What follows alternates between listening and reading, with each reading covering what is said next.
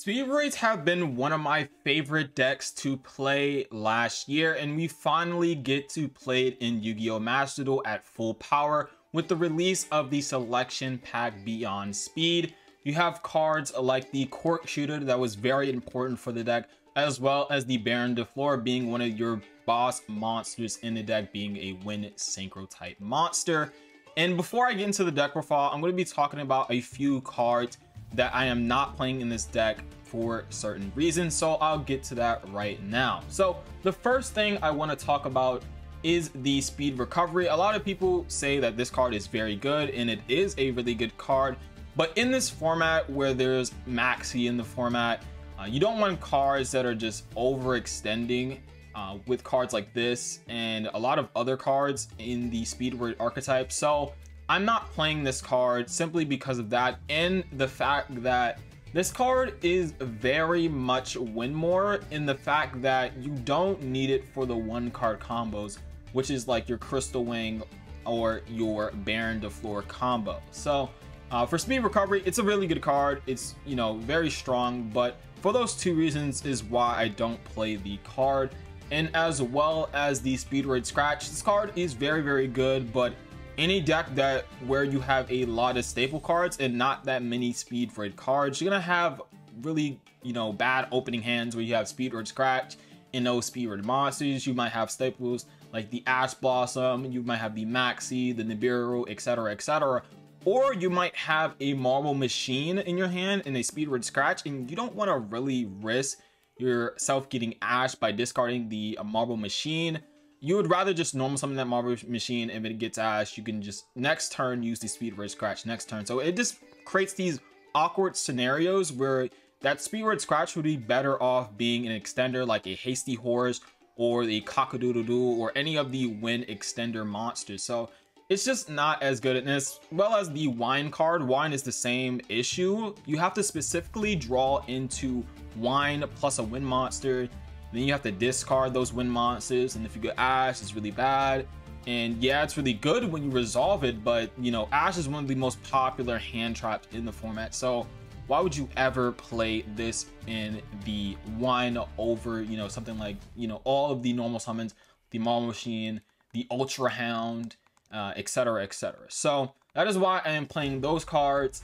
So for the other cards I want to talk about is the Synchro monsters like the Crystal Clear Wing and the Wolf Dragon, whatever, the level 11 I think, or level 9 or 10 or whatever. That card is just not as good as Baron de Fleur. Why would you ever make the Crystal Clear Wing or the Wolf card when you have the most powerful synchro monster in all of Yu-Gi-Oh, which is the Baron de Fleur? Everybody's making this in the TCG. You see it in the OCG. So why would you ever make those two cards over the Baron de Fleur in this deck? Because it's just way better, if I had to be honest. There's not many times where it came up where I needed the Crystal Clear Wing or I needed the Wolf card, or even stuff like Shen Shen. Shen Shen doesn't really come up. It comes up like once every 100 games. So I'd rather go into cards like, you know, the Crystal Wing Synchro Dragon that you see I max 3 out on. I'd rather go into that than something that's very situational like that. So let's get into the deck profile, and I'll talk about, you know, a lot of the choices that I've made over these cards like the Speed Recovery and the Scratch that I'm not playing. So let's go into the standard cards. The Red Eye Dice is just really good for changing the levels of your monsters. Really good in combination with the Cork Shooter, where you can make very good plays, extensive plays into different synchro routes like the Chambara or the Hagota to special summon itself from the graveyard, or the Charge Word to draw a card, or even the Winged Pegasus Ad Ignister to get into the graveyard in combination with the Baron de Fleur. You can make it with a level 3 monster. So there's many different routes you can make. You can also make the Crystal Wing Synchro Dragon, as I said before. So there's many different routes you can do with the Red Eye Dice. So this card is just really, really good to have in loop. For the next card, I have the Marble Machine. Marble Machine is very good because on normal summon, you can add a Speedroid monster from your deck to your hand, and then you're obviously locked into wins. This card is very good going into your Link 2, which allows you to do many different combos.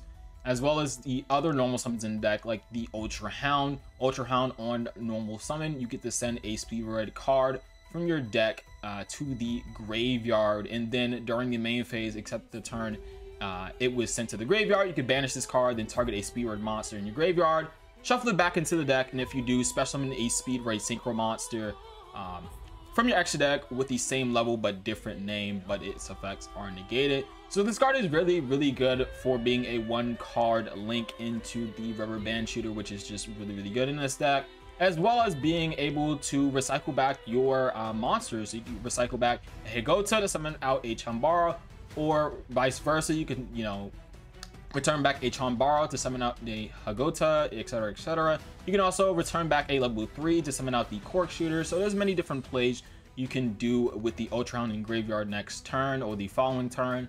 So this is very good. You have the Terratop, which is limited. Obviously this card is very broken, being able to special summon itself when you have no monsters on the field, and then when it's normal or special summon, you get to add a Speedroid monster from your deck to your hand. So this card is obviously one of the most broken cards in the deck. It's the reason why it's limited. Then the Take Tomborg, the card that goes in combination with the Terratop. This card is very good. When you control a wind monster, you can special summon it from your hand. And then when you contribute this card, special summon a Speedroid tuner from your deck. Also, you are locked into wind monsters, so you can special summon any of the tuners like the Den Daiko, which is really good. You can banish it from the graveyard to special summon a Speedroid tuner that is in your hand or graveyard. So this is really good for getting out your Red Eye Dice, which is also a tuner, and also your Car Turbo, as well as the Cork Shooter that is also a tuner. So you can special summon that back from the graveyard. Another tuner that is really good, the Car Turbo. It's basically like Take Tomborg, but it's a tuner, and you can banish this card from the graveyard in a Speedroid monster. All your wind type monsters on the field currently gain 800 attack until the end of the turn. So this is really good for getting out OTKs. I really like this card very much. It's a very good card for OTKs, obviously. And then for your last Speedroid monster, you have the double Yo-Yo. This is really good in combination with the Rubber Band in the Terratop. Basically, on normal summon, you get to target a level 3 or lower Speedroid monster in your graveyard, special summon it from the graveyard. So something like the Terratop, you're going to be very consistently using the effect of the Yo-Yo to special summon back the Terratop. And then Terratop is going to add a Take Tomborg or your Car Turbo to pretty much go and extend your plays. For the last Speedroid cards, we have the Speedroid Wheel, which is very similar to the Speedroid Scratch, but in a different way. So you get to discard one card, which is not a Speedroid card. It can be any card in your hand. You can just discard it, roll a 6-sided die, then special summon from your hand or / deck 1 or 2 Speedroid monsters whose levels total the equal result but negate their effect. So if you roll like a 3, you get to summon a level 1 Speedroid and a level 2 Speedroid. If you roll a 5, you can special summon a level 3 Speedroid and a level 2 Speedroid, so you know, etc. So if you roll a 1, you get to special summon a Red Eye Dice. So you roll a 2, you get to special summon a Marble Machine, etc. So this card is very good for playing after your normal summon gets stopped. Say if you normal summon a Marble Machine and it gets hit by an Ash Blossom, well, you can just go ahead and say, if you don't have like a Call by the Grave or a Cross Out Designator, you can go Wheel, use the effect to special summon a Red Eye Dice or any of the other monsters if you roll high enough. For the last Speedroid card, this is the Speedroid Duplicate. This card is insane. This card is a not once per turn compulse, as well as being a card that can special summon itself from the graveyard as a level 1 tuner. So this card is very good. This is the card you're going to be sending with the Ultra Hound, so you can summon it from the graveyard and then go into the Rubber Band Shooter. That is really good, really powerful. And this card is just really good. It's just such an insane card. You could search it with the Cork Shooter. You can, you know, hard draw it, set it on the field.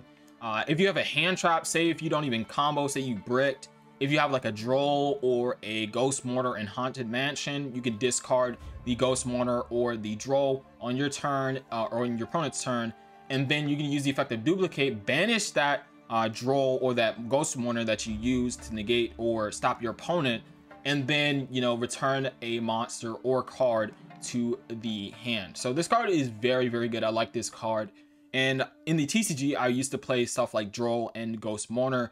So if I do brick, I can, you know, banish it from the graveyard after using its effect, and then use the effect of duplicate to return a card to my opponent's hand. And as well as, you know, Droll and Mourner, there are wind type monsters, so you can normal summon it and then use the effect of the card Turbo or the Take Tomborg to spell summon itself, and then go into the Rubber Band Shooter, which is a really good play. I do like those hand traps, but they're just not that optimal when you have all of these other cards that you need, like the Crossout Designator and Call by the Grave, to stop stuff like Maxi and the Nibiru, which is like very, very scary for this deck.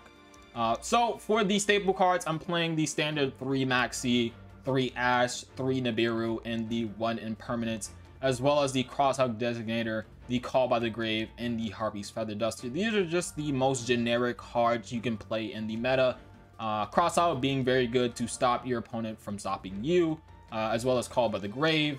You have the 1 back row hate card if you just run into Eldritch. You know, you at least have like an out to their trap cards like Skill Drain, so it's really, really good for that.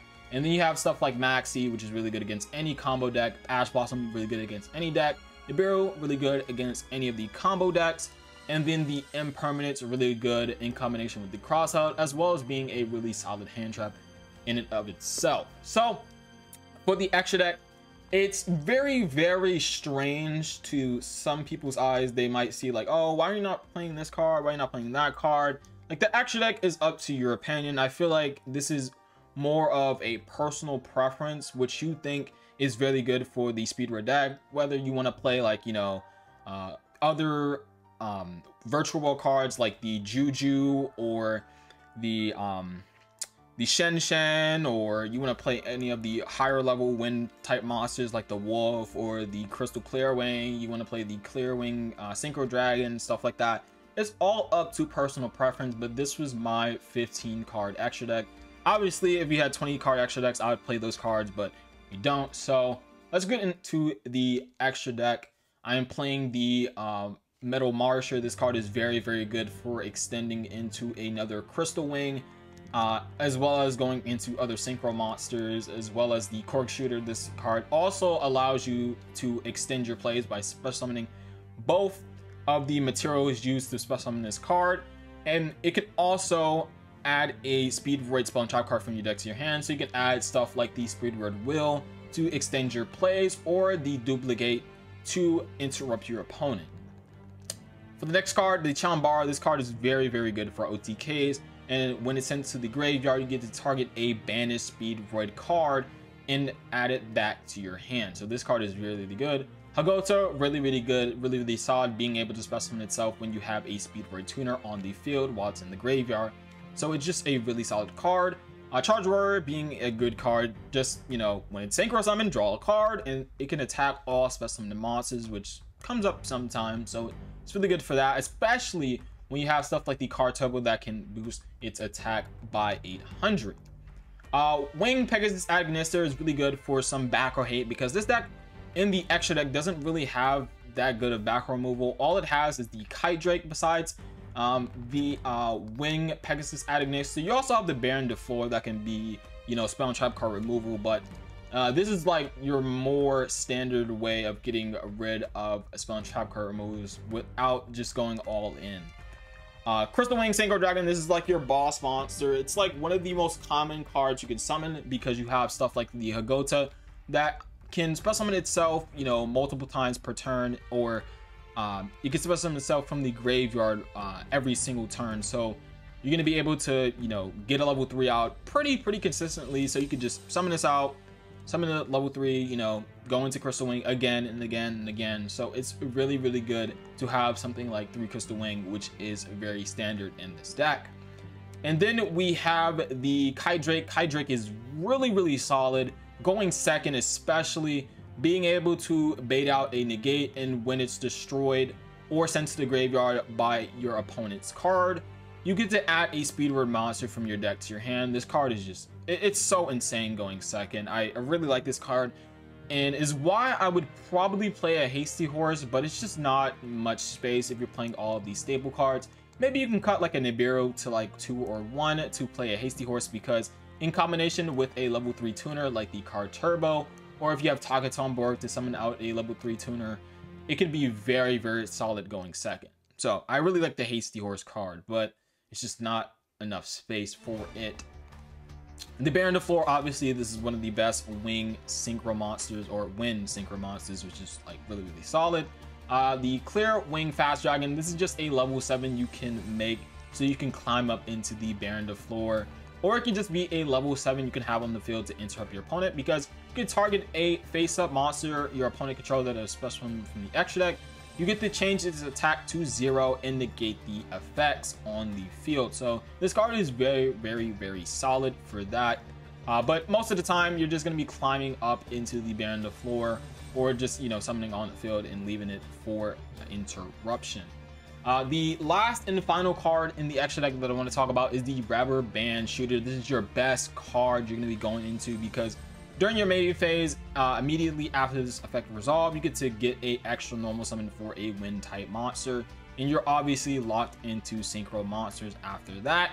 And then you get to banish a synchro monster that is a wind from your extra deck, and then reveal a 2 Speedroid monsters with different names from your deck that level equals the synchro monster. So if you banish a level 7, you get to reveal a level 3 and a level 4 Speedroid monster. So it's just basically like that. If you banish a Chambara, you get to reveal a level 2 and a level 3, etc, etc. So it basically allows you to have multiple different options to add many different cards. So this card just gets you to everything, and it also gets you an additional normal summon. So it's just one of the best cards in the deck, and it's very, very generic, being able to be summoned by having 2 wind monsters on the field. So it's just super generic.